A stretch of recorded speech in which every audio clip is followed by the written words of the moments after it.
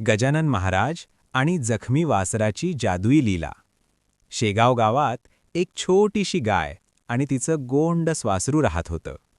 एके दिवशी वासरू शेतात खेळताना काटेरी झुडपात अडकले आणि त्याच्या पायाला दुखापत झाली. गावकरी घाबरले, वासरू उठत नव्हतं.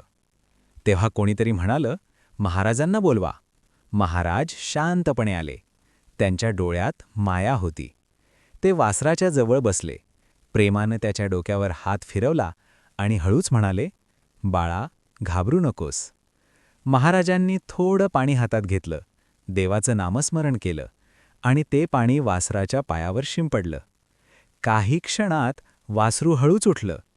ते आईजवळ धावत गेलं. गाय आनंदानं हंबरण्यास लागली. गावकरी आश्चर्यचकित झाले, पण महाराज फक्त हसले आणि म्हणाले, प्रेमातच खरी शक्ती असते. कथेचा सुंदर संदेश: सर्व प्राण्यांवर दया करा, प्रेमानं वागा, देवाचं नामस्मरण करा. जिथे प्रेम आहे तिथे चमत्कार घडतात.